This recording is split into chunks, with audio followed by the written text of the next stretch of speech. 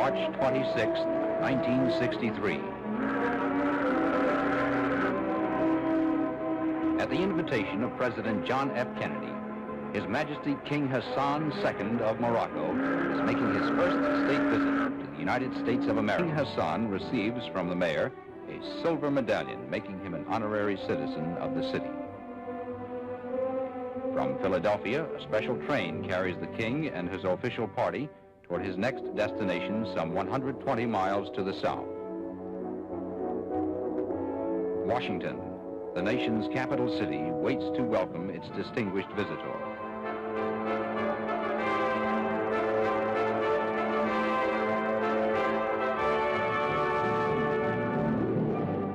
At Union Station, President and Mrs. John F. Kennedy arrive and join high government officials and members of the diplomatic corps to greet the king.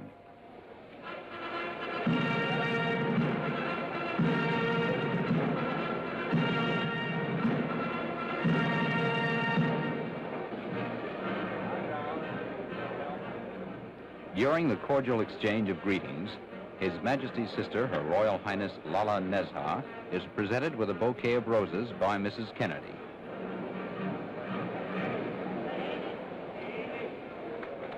After meeting the waiting dignitaries, the king receives the president's warm welcome. Your Majesty, it is a high honor to welcome you once again to the United States,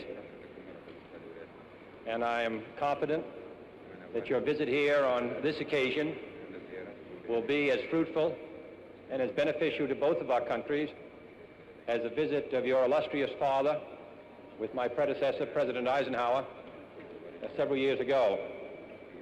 Though a wide ocean separates our two countries, they have been bound together throughout our history. Your country was the first to recognize the United States in the most difficult days of our revolution. Our president, first president, President Washington, sent our Constitution to your country in 1789. And from that day to the present, the ties have been intimate in war and in peace.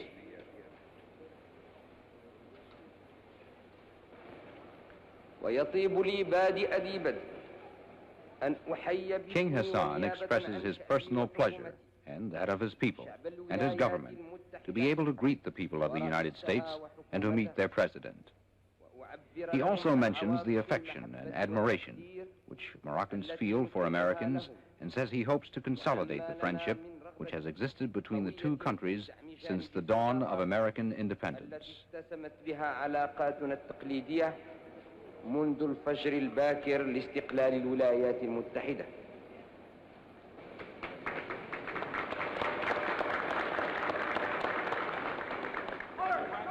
Leaving the railroad station, the motorcade passes in front of the Capitol building, where the nation's legislative body meets.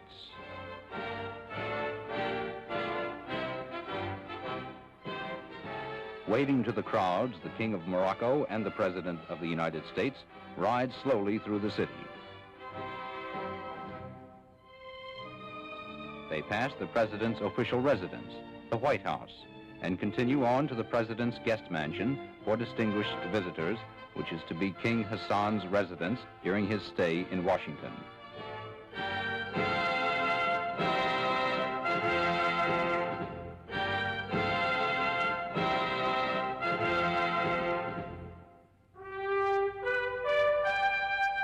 One of His Majesty's first official acts in Washington is to pay a visit to Arlington National Cemetery, the last resting place for many of America's most honored war dead.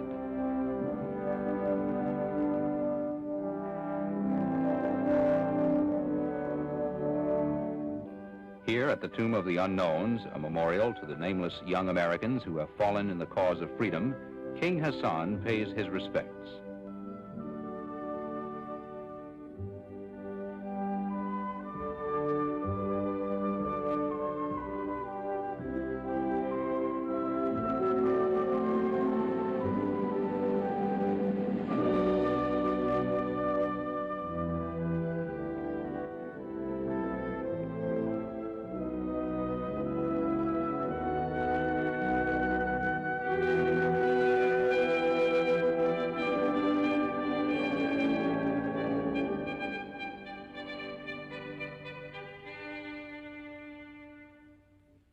Returning to the city, the king goes directly to the White House for his first conference with President Kennedy.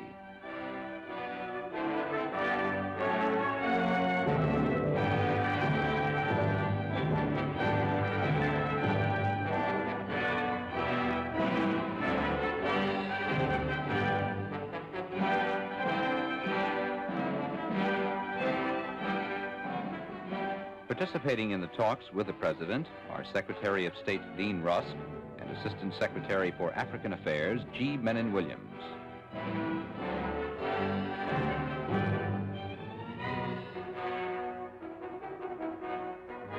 That evening, the king returns to the White House for a state dinner at which he is the President's honored guest.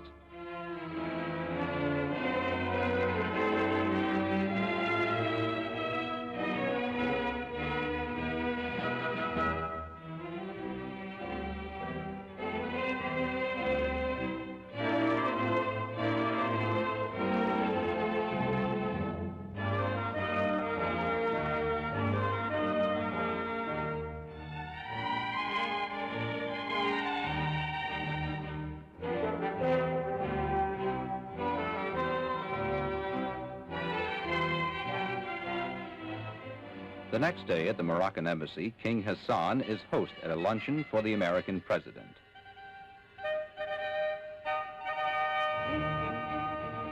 The Moroccan ambassador to the United States, Ali Benjaloun, joins the king in greeting Mr. Kennedy.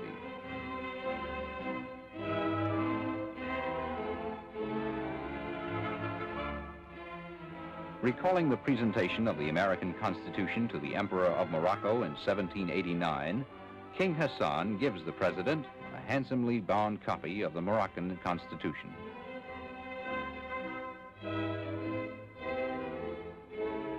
That night, King Hassan is host at a reception for the Washington Diplomatic Corps.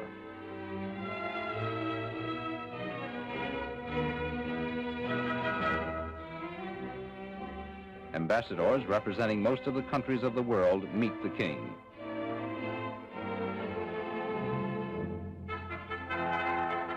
Assisting in welcoming the guests is His Majesty's brother, His Royal Highness Prince Moulay Abdallah and Princess Lala Nezha.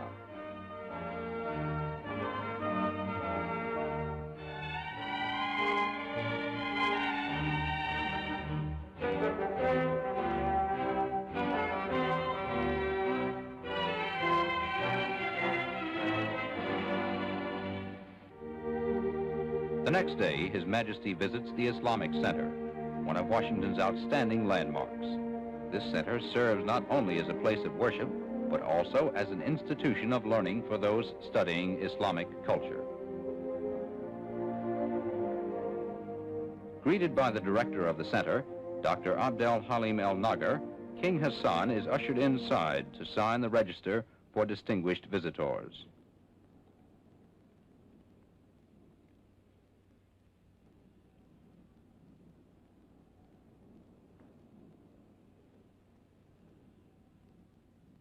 Later, the king proceeds into the mosque for prayers. This mosque was built and is maintained by the contributions of 15 Muslim countries.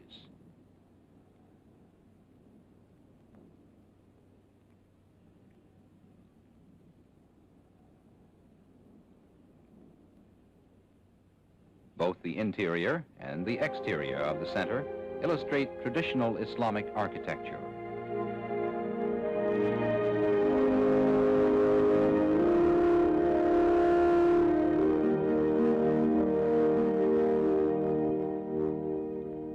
From the Islamic Center, King Hassan is driven along Massachusetts Avenue, where the embassies of many nations are located.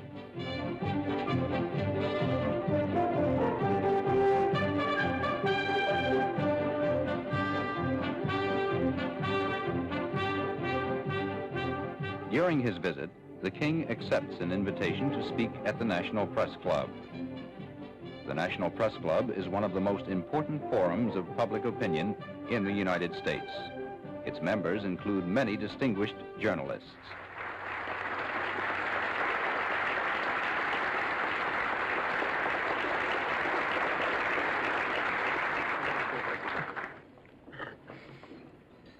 Messieurs, c'est pour moi un grand privilège.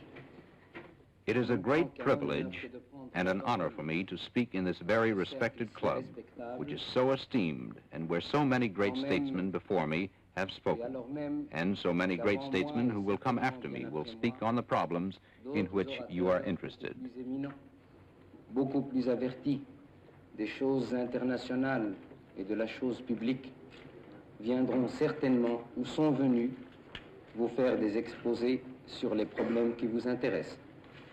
My father before me came here proud and with a quiet conscience because he knew he was coming into the citadel of freedom and democracy. Why really is there so much friendship, so much sympathy, so much common feelings between two countries separated by an ocean, separated by language, separated even by the history of their civilizations? I believe that the answer to this question is the heroism of your own fight for generations and of the fight also of my own people for generations toward the same goal, toward the same ideal, the love of liberty. A mené durant des générations, à savoir qu'un but sacré et unique nous unit, l'amour de la liberté.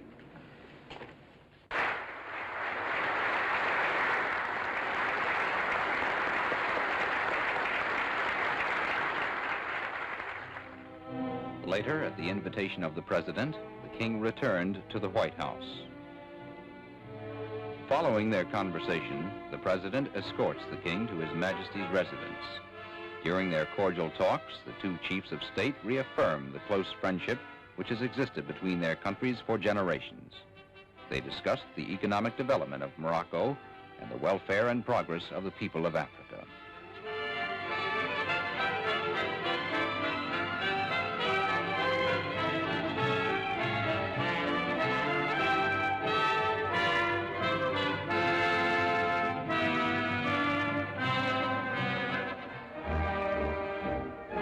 Like his father's tour in 1957, King Hassan's visit to America ends in New York City.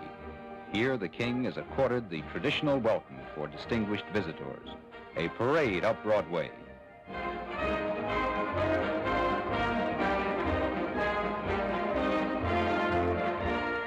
Leaving his car, His Majesty continues on foot through the waving crowds to meet the mayor of America's largest city.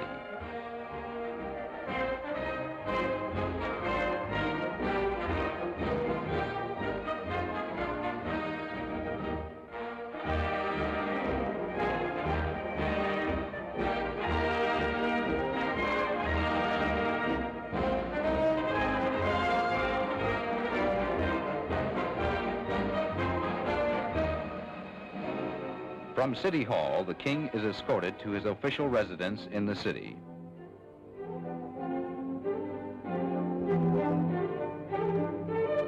During his stay in New York, the King, with only a few members of his party, makes a brief informal tour of the heart of the city.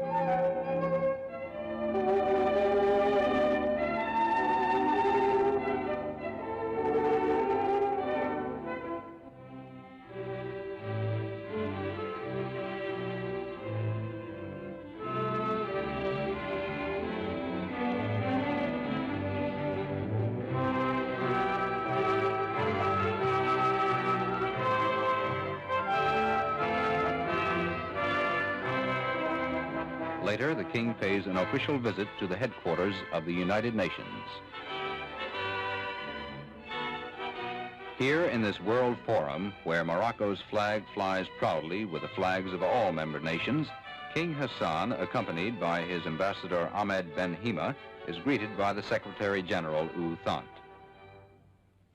Moving to a beautiful mosaic made by a master craftsman in Fez and donated to the United Nations on behalf of the Moroccan people, King Hassan makes a short presentation speech.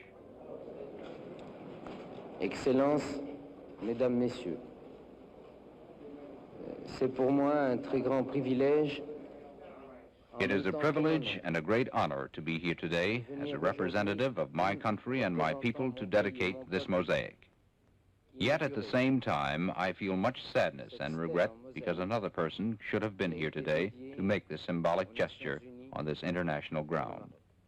I am thinking, of course, of my lamented father, His Majesty King Mohammed V. Et de regret, car c'eût été une autre personne qui aurait dû aujourd'hui accomplir ce geste symbolique, et je pense ici même, dans cet édifice international, à mon regretté père, Sa Majesté Mohamed V. The panel thus takes its place as a permanent adornment of the United Nations building. By now, the King's visit to the United States is nearing its end. As he prepares to return home, His Majesty takes with him the respect and friendship of the American people and their good wishes for the happiness and prosperity of the Moroccan people. He also carries with him these parting words from his host, President Kennedy. I hope that what you have seen of us here will convey to you the sincerity and goodwill of the people of the United States toward you, toward Morocco, and to the cause of peace and freedom everywhere.